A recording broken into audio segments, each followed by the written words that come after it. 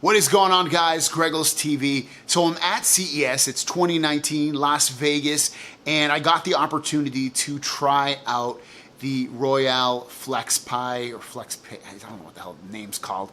It's basically a foldable phone. It's the first one I've ever tried, and it's 7.8 inches. It's got a resolution of 1920 by 1440, so it's not going to win any awards with, you know, its resolution. And it's an AMOLED display. And other than that, it completely sucks. It's awful. And before we go into why I say it's awful, it is kind of like they said it's like not a finished product. The software is not finished. The product itself, the hardware is not finished. And so keep that in mind while I give you my opinions about it.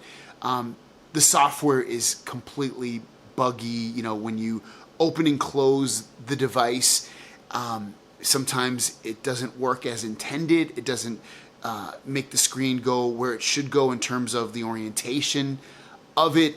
The colors get a little bit messed up, you know, depending upon if you close it or open it. It just is so crappy feeling. It's not, if it stays the way it is, it's gonna be a nothing product. And that's the way I kind of see it. I've never heard of this company before. Maybe they're amazing in China or wherever they are, put out products, but to me, it just feels like a really cold, unfinished product that, you know, by playing with it, you might be impressed because based off of the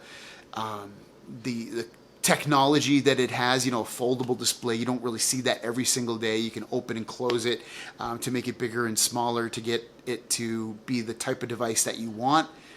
But overall, the software just feels completely unfinished. There's no back camera, so when you want to use the device to take a back-facing photo, you have to like close it a certain way, and then it becomes a back photo. So it only has one camera. The camera's not amazing, at least from what I saw.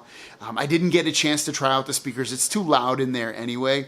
The other thing about the display is it's extremely dark, to the point where if you keep it halfway, I couldn't even see it at the event. I had my Galaxy Note 9 at halfway the whole event inside, and I could see my phone all the time. So if you are interested in this device, I would say no, don't get it just based off the brightness. That to me is a big deal.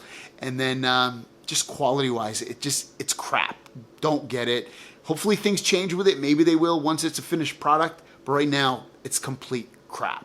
So at this point, I want to bring on Josh. His channel's linked down below. Click on it, subscribe. He's been with me at CES the whole time. I want to talk to him, just give him, you know, give our opinions overall about the device. So you don't think I'm crazy, maybe. Or maybe you do.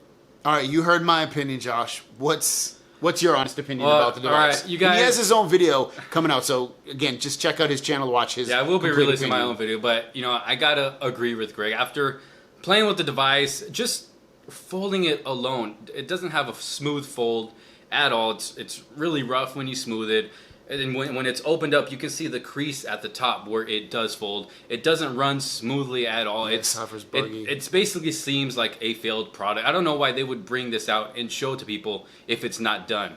And that seemed to be their excuse. I think they're doing that is because Samsung's coming out with their own foldable phone, and they kind of want to get the market to think that they're maybe the only company putting out a foldable device, or that they're the first or whatever. Yeah, everybody's fighting for first place. All right, so we kind of are just throwing this in, cutting this in, because we're really negative. So the one positive thing that I would take away from it is that it's futuristic technology in my hand right now. I've never played with anything foldable before, except for, I don't know, a foldable phone, like a flip phone, like that. And that's not foldable technology. So I really appreciate what they've done and put out so far. I can appreciate what they're doing. What would yours be the same? I mean, yeah, I agree with Greg. It's a futuristic concept. I mean, everybody's looking forward to these foldable devices. It would just be nice if, you know, I just feel they need to work on it a little bit more. But it is cool, the whole folding concept. They're going to go somewhere with it. And the more they work on it, it can only get better and better from here. Back to your regularly scheduled program. Do you have anything else you wanted to say about it that you can think? For those of you who are interested in a foldable device, I really don't think this is the one for you or anybody. In my opinion, I think you should wait for the new Galaxy foldable phone that's going to be coming out, Yeah. because I think that is actually going to be great. I know Samsung's doing everything they possibly can to make that a great device. I don't think they would bring out anything like this FlexPai or Pay or however you pronounce it. I'm pretty sure it's not going to be like that. So yes, overall, my thoughts on this device, I didn't think anything great of it at all. You heard it here first, guys. Thanks for watching. Don't forget to subscribe to me and to Josh, and we'll see you guys down the road. Peace!